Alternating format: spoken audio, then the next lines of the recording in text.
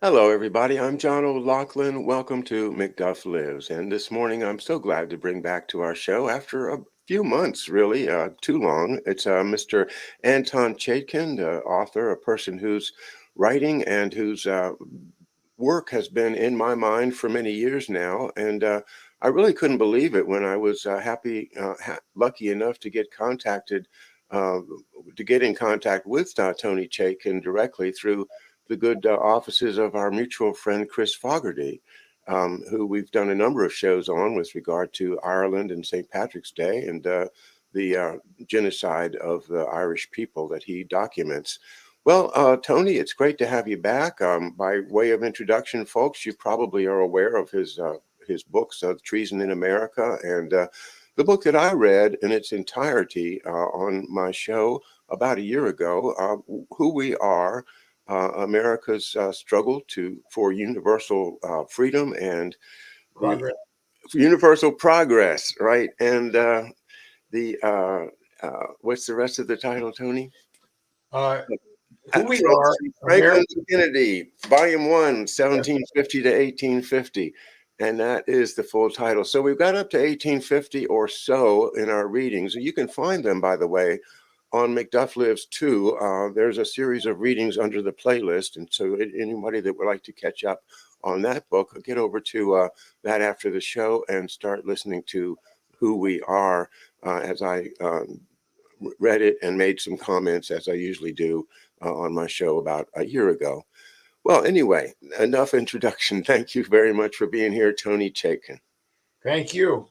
Yeah, I'm hoping to be able to tell a story here and just give the outlines of it. And then maybe we could have a discussion based on trying to look at what people know about this. I'm talking about the period of the reconstruction of the South after the Civil War. Goes from 1865, the end of the war and the murder of Lincoln, to 1877, when Reconstruction of the South was abandoned treacherously.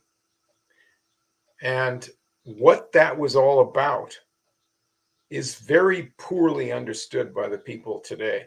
And I'm talking about liberals and conservatives essentially have no clue in general. I mean, there may be some people who know something, but what you need to do is to, first of all, identify the real two sides in the conflict over what was to be done with the South. One was what I call progressive nationalists who wanted a new South. The other was the Boston and some New York uh, financiers, free traders who wanted to block a real transformation and keep the plantation system. Now, this has nothing really to do with your conception, the public conception of, you know, radicals, moderates, and conservatives. This is a more fundamental idea about what's supposed to happen in the world. Nationalists versus imperial globalists. Those are the fundamental two sides, and you have to identify them in this conflict, tell what happened, and tell the outcome, which is amazing in terms of what was accomplished in the country and the tragedy involved. So, if I can just emphasize what we're talking about here is a debate, a political debate between two parts of the winning side That's in right. the war. Yeah. And the interest of the Old South has been defeated. We do have, of course, Andrew Johnson, who has become the president by virtue of Lincoln's assassination, and he, of course, is a Southerner. However, he remained loyal to the Union and thereby earned a spot on the ticket when Lincoln was trying to reunify the country during his short life in his second term. So to try to reunify the country, he brings in Andrew Johnson, but Andrew Johnson is really not any help, is he? No, Andrew Johnson is actually very weak-minded, and it defers to the former plantation owners and to the New England financiers. His Secretary of the Treasury is a man named Hugh McCulloch, who's part of a clique of these New Englanders who are loyal to the British system. He's a free trade guy, as is the Democrat Johnson, the president. But they want to keep the higher ups who are advising him and pushing him in this direction, pushing this accidental president. They want to keep the plantation system of cheap labor without official slavery. They want the transatlantic Anglophile group in the northeastern part of the USA, together with Britain, to rule the United States and rule the South and get cheap cotton from the South after slavery's finished off. What's the objective of the other side? The other side is based primarily in Philadelphia. These are the leaders of the Pennsylvania Railroad and some other industries there. These are not just industries, they are developers. That is, they're interested in transforming America and other countries for progress. And this is the source of invention and higher wages and higher real profits to industry. This is not profits based on playing games with money. This is based on improving things. So their idea for the South is to build up a new way of life. And here's the key concept for everybody to think about. You have to provide a peaceful road to a new way of life for people, a country or a section or an ethnic group. You have to provide a peaceful transition. You have to make an offer, serious offer, of a new way of life that has higher benefits to replace the way of life that you have taken away from them. And this applies to many things. It applies to the American Indians. It applies to all the former colonial countries in the world today and throughout the history from then till now. The only real road to progress is offering a hand of friendship, a peaceful transition. You cannot do this with force.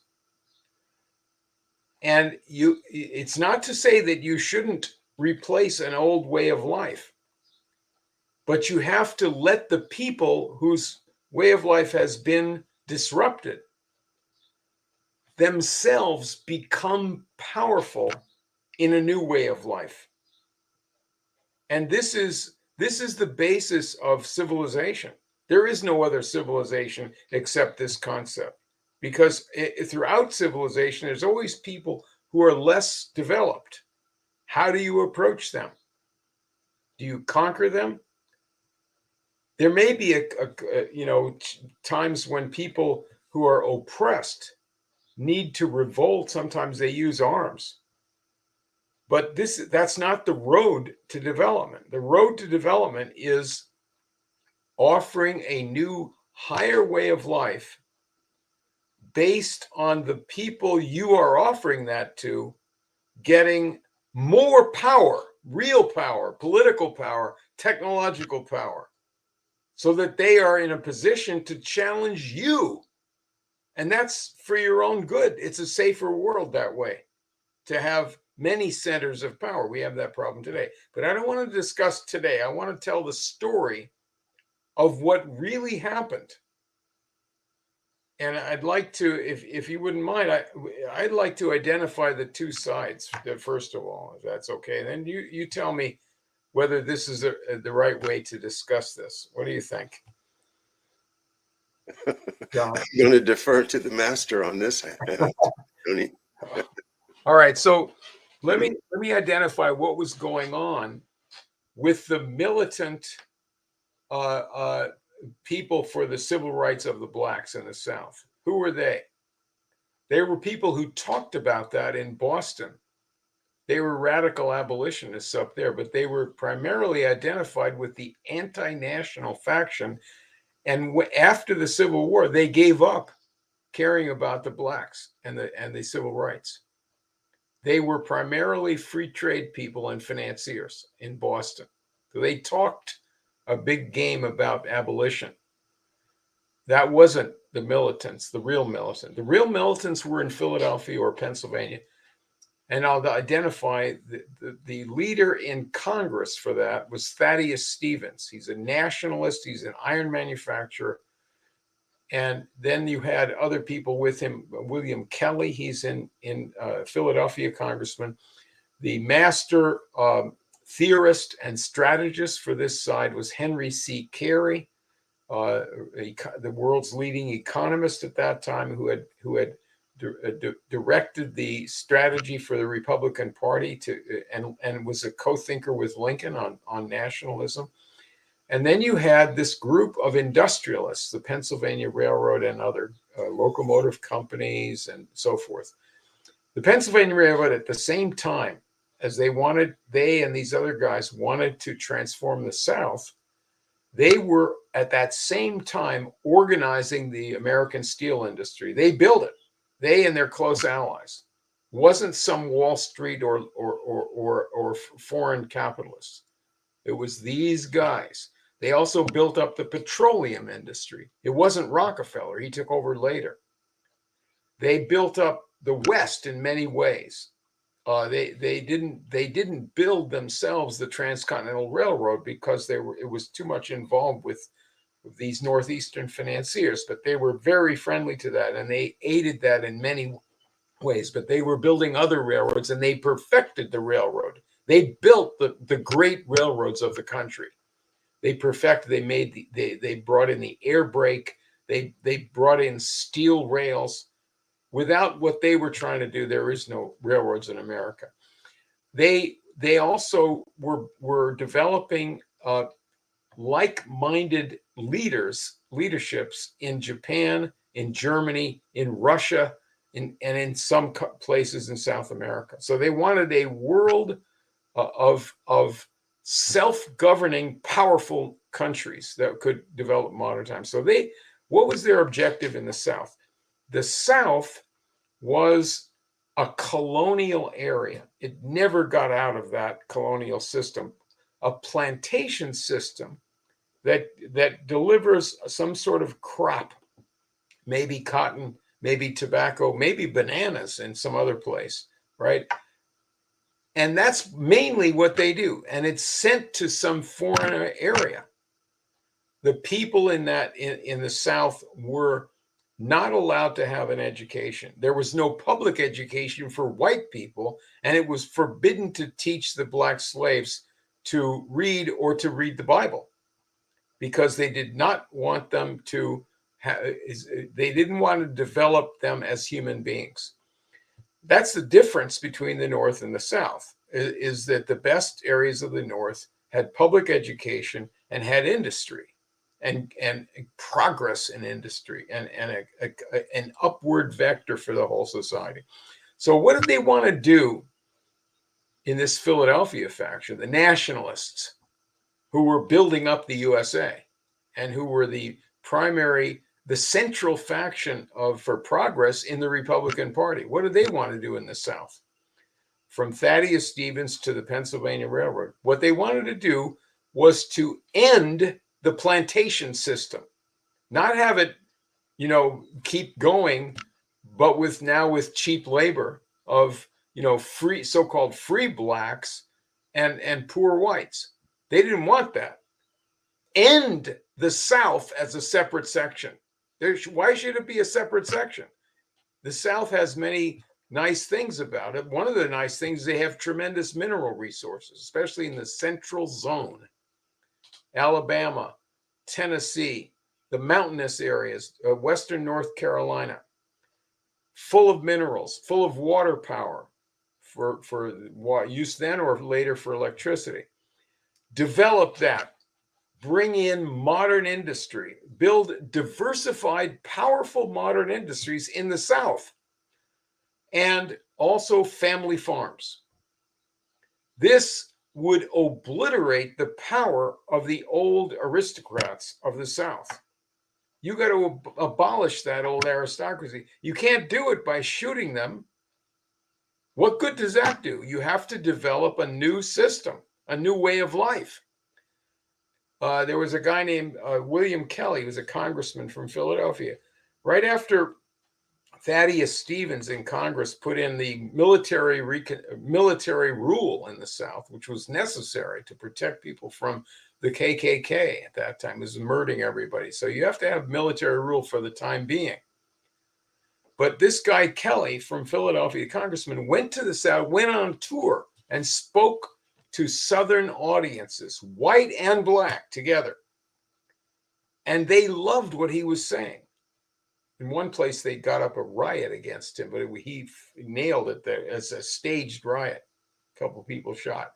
But in New Orleans, in Montgomery, Alabama, all over North Carolina, in Atlanta, Tennessee, he said, let us build a modern system. Your system failed. It's no good.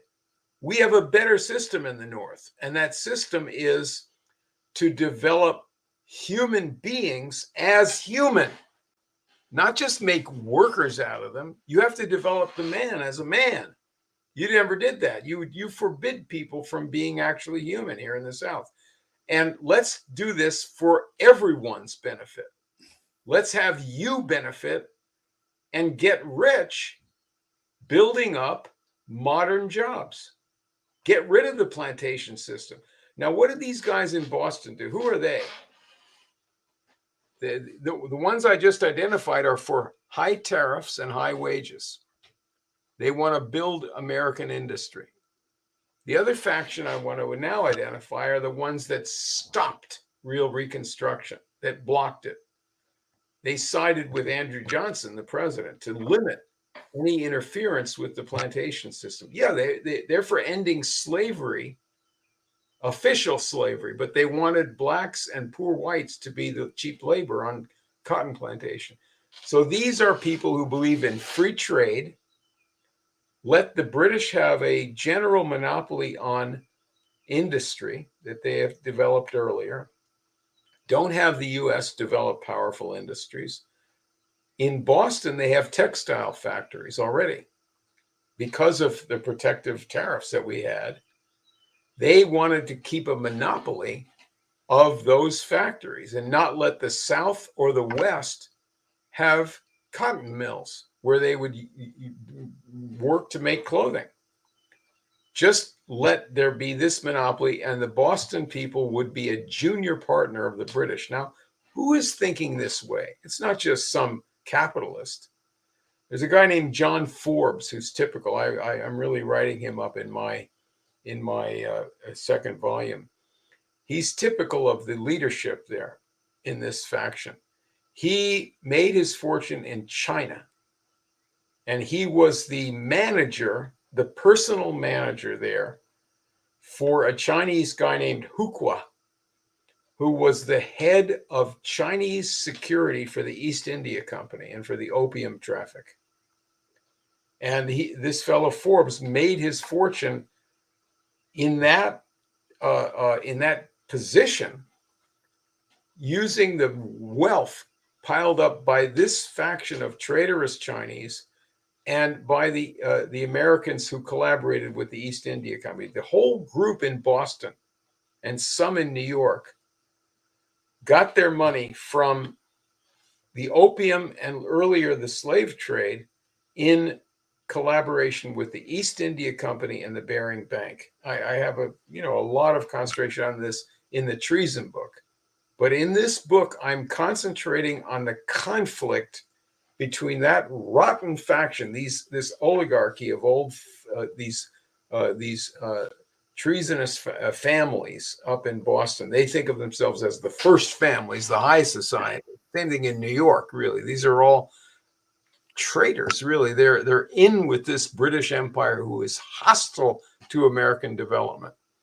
And they're racists, not just on black and white, but on they're anti-immigrant, and they don't have any concept of what civilization is. Their idea of civilization is our group holds power. America has a different idea, and that is building up a whole new way of life for everybody. So they had a fight. This fight in the South goes for a few years to 65 to 68. There was an attempt to impeach Andrew Johnson. That failed because people in this New England free trade clique, a senator named Fessenden, led the protection of Johnson and the protection of the plantation system. They didn't want these nationalists to take power in America. And so then what happened is that the Pennsylvania Railroad, beginning in 1870, for 3 years, built a huge network of railroads in the South, crisscrossing from the coast to the mountains and from the north all the way through the South, all the way down from New York and Philadelphia down to Mobile, Alabama, and New Orleans. And they were trying to develop a new transcontinental railroad from Texas to San Diego to complete this. They were also building the Northern Pacific. This is the same Philadelphia, the Pennsylvania Railroad people. They were building from the Lake Superior to Seattle. That's the Northern Pacific. Now, what happened? What crushed Reconstruction? Because the Southerners more and more wanted this collaboration with the best Northerners, not these Boston financiers, but the Philadelphia people. They wanted to have these railroads. They wanted internal improvements. They wanted industry, the best Southerners, white Southerners I'm talking about, and the best Black people in the country who were leaders of Reconstruction, people like Frederick Douglass. They were not anti-national. They weren't part of this Boston crowd. They wanted to build up the power of the country. So what happened is this faction of these Boston guys who were part of the British Free Trade Initiative in the United States, they were part of actual organizations set up in Britain. The Cobden Club, the Free Trade League, the Social Science Association. This is a very well-defined network of traders in the Northeast. And they started an attack in the newspapers against railroads. First, against the one that was just completed, the Transcontinental Railroad, the Union Pacific. They said that was corrupt, and it was corrupt, according to them, it was corrupt for Congress to vote the subsidies, the land grants for them. And so the Congress got scared. The Adams family turned bad after John Quincy Adams. His son and his grandson, Henry Adams, they were part of this traitorous attack against American development. They were members of these British organizations. The guy had been ambassador to England, Charles Francis Adams, son of John Quincy. He turned British. And so they attacked the railroads. The Congress got scared and would not fund with these necessary land grants the Northern Pacific Railroad or this new southern route from Texas, the Texas Pacific, and especially the Northern Pacific, which was a railroad project that needed this government backing. Just like any huge enterprise, the private capital will not do it without that. So the banker for this project, the Northern Pacific, this is all at the same time. It's when this fight over Reconstruction is going on. the banker for the Northern Pacific Railroad, Jay Cook, came under attack by newspapers run by J.P. Morgan and his Philadelphia partner. And it was all organized by his father in London, Junius Morgan. And they said, he's bankrupt. His bank and his railroad are going to fail. All the credit was taken out. The British royal family was even involved in this. And this attack led to the closing, the failure of Jay Cook's bank. The railroad was destroyed for a decade, that Northern Pacific. And there was massive bankruptcies and a panic of 1873, and a worldwide depression came out of this one attack. The Pennsylvania industrialists and nationalists were weakened, and they had to pull out of the South. They still kept going. They tried to make a deal. Tom Scott, head of the Pennsylvania Railroad, tried to make a deal and made a deal in the political parties to, this is in the 1876 election.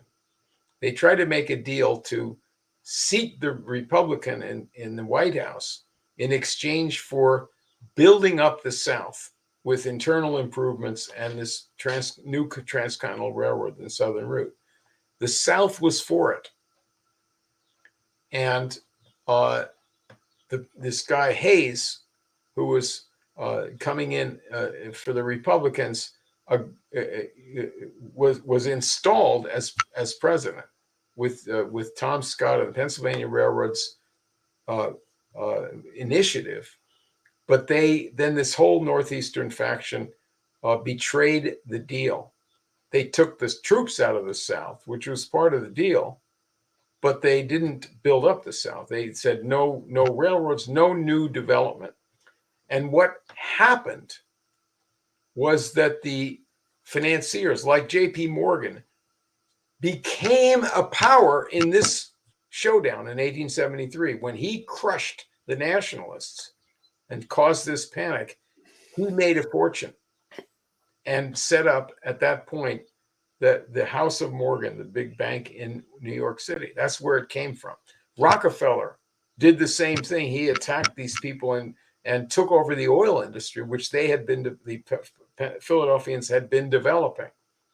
You see, there was a whole system of monopoly, Rockefeller and Morgan, and they set up a quasi new system in the South. They kept the plantation system. Blacks were virtual slaves as sharecroppers. Poor whites, the same thing.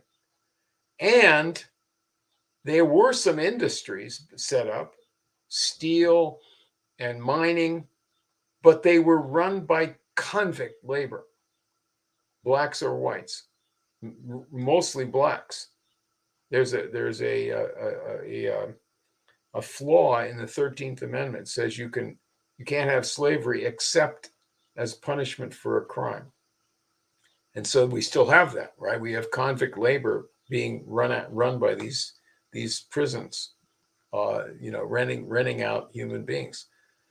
But so as the last part of the struggle by the progressive nationalists, the Philadelphia people sponsored their protege, Andrew Carnegie, you pronounce it, to build a whole new type of steel mill and a whole new scale that changed the steel industry in the world and the world balance of industrial power.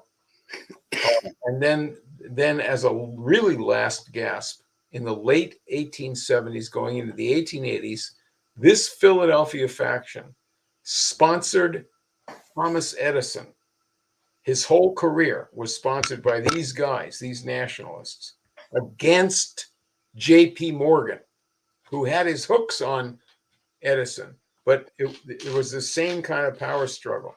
And Edison and these guys developed electricity as a public resource in the world. And that's really that's the whole outcome.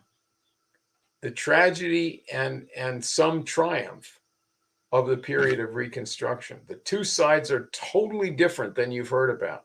This has to do with a fundamental clash of values in the world, not just what's going to happen in the South. Those are the two sides. Great explanation. And, just a few questions that I come up with while I'm listening to you. First of all, let's go back to the Philadelphia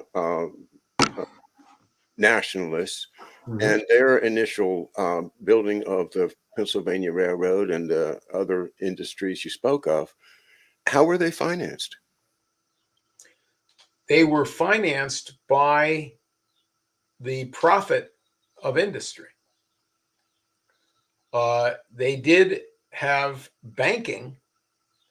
They had national banking at some times, and they did go to financiers from time to time and get loans or investment. But the primary financing for the Pennsylvania Railroad was a conservative use of the most advanced, technologically powerful innovations that were based on looking at, how are we going to make this enterprise the most successful for 50 and 100 years into the future. That was their way of thinking. It's not what will give me the most money profit to give to some investor who's a fool, which is the present system. And they're not just fools, they're criminals offshore. There was no Wall Street involved in this. This was, and there were, the other part of this that you have to understand is that Philadelphia had, since the time of Benjamin Franklin, you can even go back to William Penn, who founded the colony, there was a complex of industry, science, higher education, and all kinds of civic operations that like the Franklin Institute was a nonprofit organization, and these were all dedicated, including the companies, the Baldwin Locomotive Company, the Pennsylvania Steel Company, which was set up mostly by the Pennsylvania Railroad. These were organized for the development of the country at the same time as the owners of these things, the initiators, the entrepreneurs, were guiding the national policy, with Lincoln especially, for national gain, such as high tariffs, such as public credit, such as science developed by in conjunction with the federal government, like in the agriculture department, and to build up the possibility. Look at the Pennsylvania Railroad itself. That this was the greatest railroad in the world. It was the largest, most powerful railroad in our country and in the world.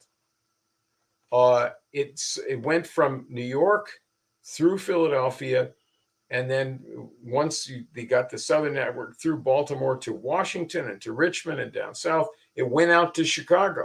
It went to St. Louis. The base of it was Pennsylvania. And it was based on the best engineering. A lot of the times they made their own locomotives and tested them in the most scientific way. They also brought in, they were the ones who organized the steel industry in the United States, so you could change from iron rails to steel rails. What's the importance of that? Iron rails wear out quickly. They're not as safe. And if you have steel rails, you can go faster and you can have a higher payload. You can have more weight so that you can make more profits in a way that benefits everybody. This is not my profit at your expense. This is not some con game playing with money.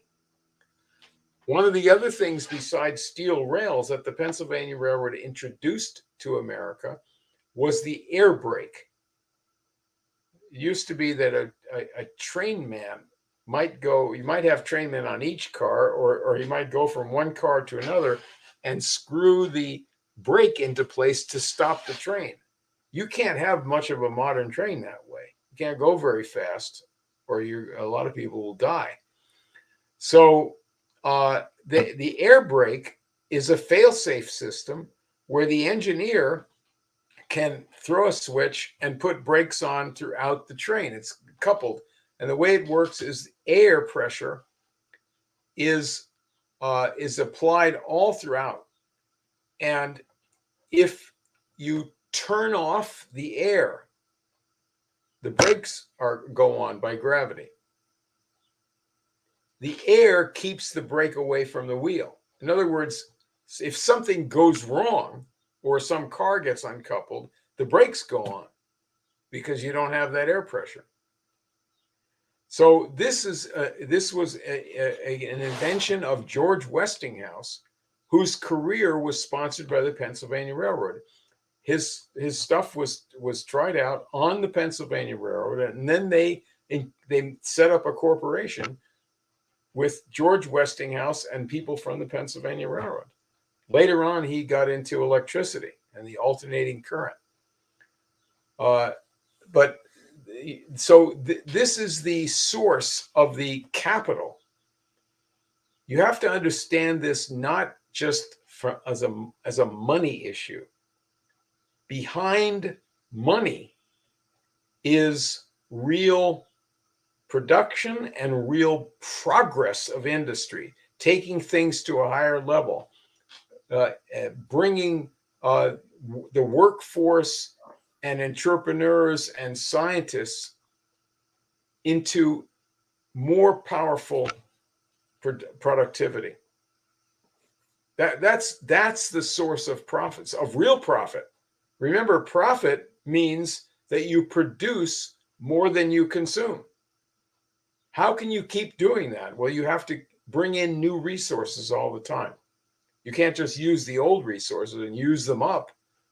Like the soil got ruined that way, right? By just using up the soil. You have to rotate the crops. You have to add riches to it. You have to identify new sources of energy and so forth. So progress is the source. Industrial and scientific progress is the actual source of profit. What we have now in America is there is no profit in America. There's stealing and speculation that constantly weakens and inflates the value of securities and so forth, which it gets weaker and weaker in the world. It seems to me that the supreme egotism of these people and the British and the Wall Street, Boston financier crowd has given them a kind of a license to just exploit anybody that they don't consider their equals or they're worthy of membership in their elite club, as George Carlin, the comedian, says. It's a big club, but you're not in it. And we're not in it, but a lot of people are not in it. And we talk about the wonderful idea that, I never knew anybody was thinking of industrializing the South. I never knew anybody that was thinking, well, geez, look at all the minerals there are in the mountains and, in the Appalachians and as you go into northern Alabama and all of the and then waterways for the power. The coal and iron. Okay. Well, you know what I'm saying, that to develop that would have been a wonderful thing for the country. Certainly, one of the things that held it back was racism and the lingering feeling on behalf of most white people that Black people really should not be integrated into their society. But yet you give many examples in which Black and white people came together in support of this program. That's right. So the racism is, as I've often thought, is a kind of a shield for their moral feelings that, well, yes, I'm hurting these people, but they're not really fully human, so that they can justify this somehow. My mind is always baffled with how do they think that way, but they do. And there are people in this world that have the tradition of, thinking that they have a right to rule, a divine right to rule. And when you combine that with the power of financing, as we understand it, would come in through the J.P. Morgan and the big bank, uh, the, the bottomless pit of money that is there to be exploited by the people that can control the flow of the money, is obviously the weapon that they used to defeat the genuine progress that was going to be made had the nationalist plan been put into effect. The power of these financial institutions has ruined so many great plans, and then they come in and they take it over, and the next thing you know, they own all the railroads, they own all the steel mills, they own all of the. And what happened to the railroads and the steel mills under their control? They were destroyed. They were destroyed. Yeah, we closed our steel mills. We have some now for specialty uses, but in the 70s, Yeah. we began Oh, deindustrializing. okay. But I want to make a point about what you said on Yeah. the egotism of these financiers and the egotism of the white South.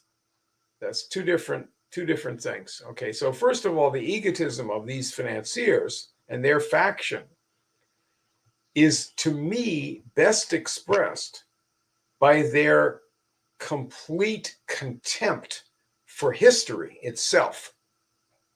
Why is the struggle that was going on day to day, tremendous fighting over what was going to happen on the money, on the tariffs, on the South, and everything else? Why is that obliterated from our history?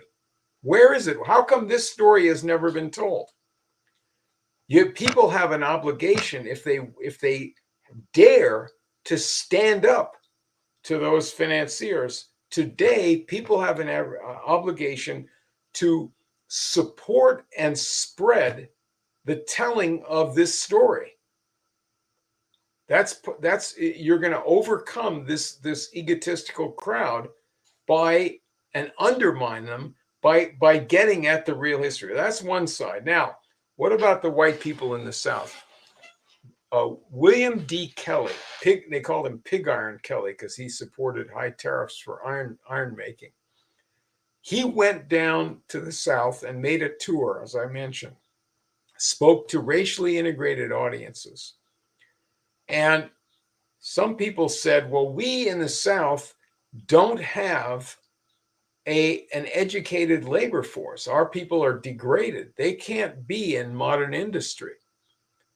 And he said, wait a minute. I was just in one of these freedmen's schools.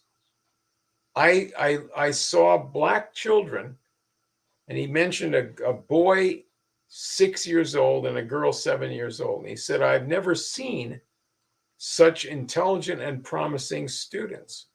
And I myself quizzed them on arithmetic and geography and writing.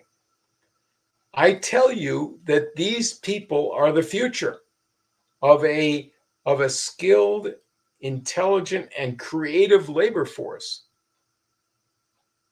So he's blowing their minds by talking about the development of the black people as well as the white people as the road to the empowerment and enrichment of all of those people, including the white people, especially the white people. What is the value of a black person? A black person or any human being has value when you treat that person as human and not as a beast of burden. The value increases as that person has a chance, a real chance, to develop into a productive and creative worker or a scientific person and a citizen, a thinking person. That makes a human being truly human, allows them to be truly human. And so that's the road to the success of the South. Yes, the South should rise again, and they can only really rise by black and white both developing with modern industry and family farms. Now, later on, remember, Franklin Roosevelt developed much of the South in that mountainous region with the Tennessee Valley Authority. He tried to get that going in other places as well, but this is based on the same idea. Franklin Roosevelt's father, James Roosevelt, had been working for the Pennsylvania Railroad in 1871 and 2 in something called the Southern Railway Security Company, trying to do this Southern development. So FDR had this already in his family background, this idea. But he's confronting this racist backward faction of the Democrats in the South, or later on Republicans. But these are people linked to British economics and to the Northeastern establishment, which remains the real power over the South. These are the reactionaries. Kennedy had that same problem. He tried to develop South. He put in Texas and Alabama, he put the space program there to try to modernize the area, right? And he was murdered in the South by this faction. It's Southern in certain characters that allows them the enemy to get away with this crap, but it is globalist. The CIA and the Pentagon faction that murdered John Kennedy was this same faction that I'm talking about, going back to this period, particularly this period after the Civil War. So you want to counter the egotism of this crowd. Don't fixate on how powerful they are. What do you mean power? They have the power to wreck things, but they never built up our civilization. We can't afford to have them in control. We have places all over the world now that are benefiting from new development. Russia and China and India and South Africa and Brazil and many other countries want to get into this industrial progress. Why shouldn't the U.S. be part of that? Why should we be wreckers like the British were? I tell you that peace, a peaceful offer of a new way of life that's better than what you had before, is the American system. If you are into constant warfare and you're saying, I'm going to introduce democracy, it's fake, and it's part of the enemy side of our history. The constant warfare, which is not defensive, but is, these overthrow of governments, the intrigues, and so forth, the regime changes. The British had that in the French Revolution. They overthrew the French regime and tried to anarchize with fake radicals the French Revolution, so they wouldn't imitate the American Revolution, have a constitution, have a peaceful development. This is the enemy that's doing these wars. So if you want to counter this enemy, help me and help others who are telling the story of what the United States has been, where the power came from, and what are these two sides in the world. They're still the same two sides. That's the identity of these two sides. The developers, and by that I mean concentrated electric power, space program, scientific agriculture, growing population, use of resources, development of new resources. We're going to develop all kinds of new elements. And we're going to have the space program. That's the future of mankind. That's the past of mankind, is that kind of progress. There isn't any other source of progress. There's no, Hitler type, regime or British Empire type of oppressor over an India or an Ireland. None of them ever improved the life of the people. And I'm not talking about just industry. You can have industry that someone else developed. You can make it bigger or something and crush the people that are working there. And the outcome of all that is that the country falls apart. You get a crash because you're actually looting the whole thing. Sorry. I got to. So that's get into the history from this standpoint. There's many people who have complaints. They think that they're fighting the establishment by complaining. They complain about the culture. They complain about transgender freaks. They complain about wars. They complain about a lot of things. Mainly, they complain about money. People fixate on money, right? They say, "Oh well, we should have only gold for money," or Andrew Jackson was right when he went against the big shot bankers. And people who say that don't understand anything about what they're talking about. Really, I'm sorry. They're not focusing on the two sides that are fighting for the future of the world. One of them for developing man's powers. The other side to have the power of the few over the many. And you can't say, well, I agree with you, but I want to focus on money. Well, you don't understand the money. The two sides in what I was just talking about in Reconstruction, one side was for greenbacks, paper money, and cheap availability of credit. That was the nationalists. The other side, these Boston and New York and London financiers, were for what they called honest money. The gold standard, shrink the available currency so that the poor really have to struggle harder to pay their debts. Those are the two sides. So somebody today who says I'm fighting the establishment because I'm for gold for money, I think gold is wonderful. It's good backup for currency. But you're not fighting the establishment by saying you're against paper money. You don't understand what happened in the United States. Paper money didn't come in with the Federal Reserve. It started with our own national bank. Individual private banks had paper money that was worthless. The federal government printed paper money at one point that was worthless because they couldn't develop industry. That was during the American Revolution. So the money is not the primary thing. It's whether you have the power to develop your country and your people and your industry. That's the important thing. That gives value to the money. Don't let some gangster who has a pile of gold rule the world and make up a whole banking structure based on their power, which is the system of central banks. Yeah, the Federal Reserve was part of that system, that enemy system.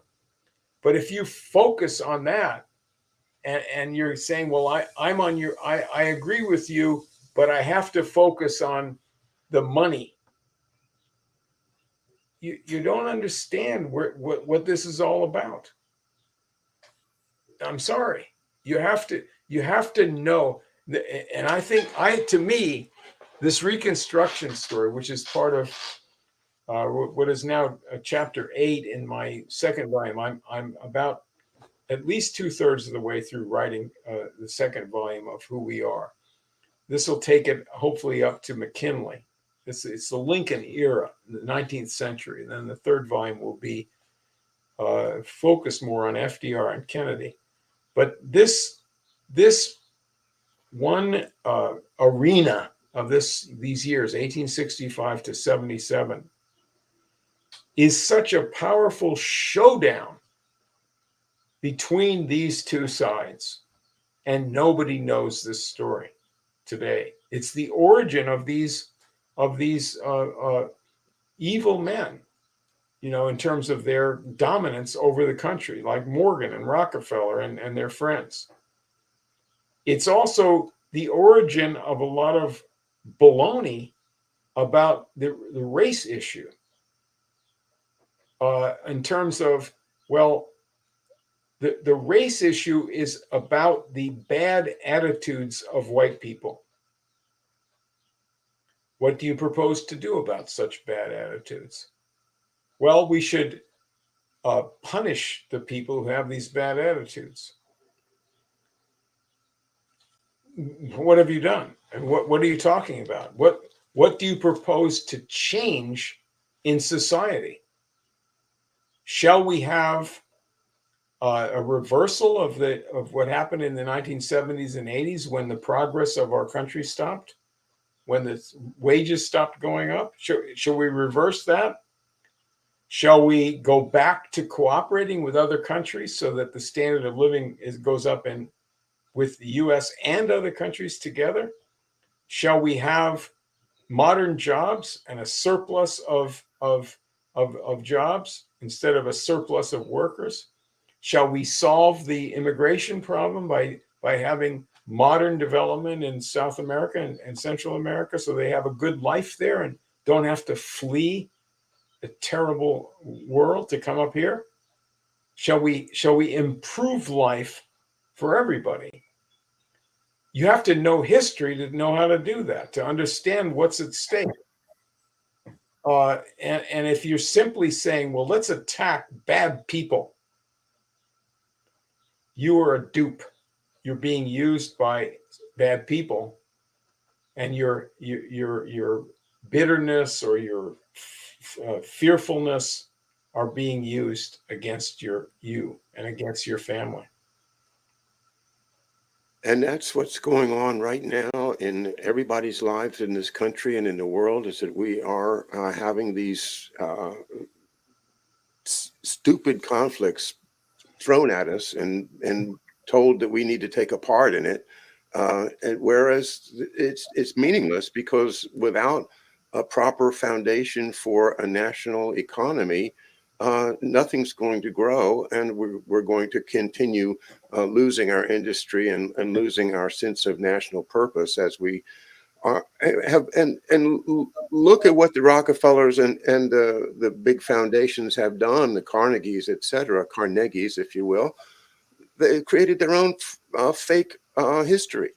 They created their own they've taken over the universities. They've written these books that totally obscure all the very important facts that you've been trying to publicize. And guys, get a copy of this book. It's called "Who We Are: America's Fight for Universal Progress from Franklin to Kennedy." And let's continue with Tony Chaitkin and his mission to uncover and to reveal and to bring back the promise and the hope and the real sense of we are doing something good here in the United States of America, and it's never been done before. Uh, I think of that story about the air brakes as an example, because hey, once you invent something like that, and now you can carry 5 times more load on your railroad cars, and you can go faster. You go 50 miles an hour instead of 20. You can start realizing that, hey, you did not need to be financed by the Rothschilds to make money. You can make money because you thought of something smart, because you applied yourself in that American sense of ingenuity. Most people in this country think that's still alive, that we really still are those people in our hearts and in our communities. And so, to put some meat behind that, to put some beef to say, yes, that's right. Look at what Philadelphia did. Look at the real Pennsylvania Railroad before all the railroads were taken over by the big monopolists, and look at the sense of progress that really existed among these people, that Tony Chaitkin calls the nationalists of the second half of the 19th century. And let's get our history back in order with the help of Tony and many other scholars who are working behind the scenes, usually not without that big corporate financing that the big boys enjoy. But wow, what a labor for your life, Tony. I first encountered you in some YouTubes I was watching about John F. Kennedy, and I thought, wow, this is somebody that really does see what's going on in this country. So, Tony Chaitkin, you're a treasure. Thank you so much, and Godspeed with your next volume of Who We Are: America's Fight for Universal Progress from Franklin to Kennedy. Thanks so much, Tony. Thank you, John. All It's an right. honor to work with you. Oh, thanks so much. But I wish we had another hour, but we'll have to schedule one, I guess, Tony. If you'll give us a chance, we'll get back together again in a month or two and see Good. how things are going. Okay. All right. Thanks again, everybody. I will see you guys this week. It's a very busy week here at McDuff Lives. Tomorrow, we'll be back with our good friend Harley Schlanger at 11 a.m. for an update from him. Thanks, Tony, and thanks, everybody. Good day to you.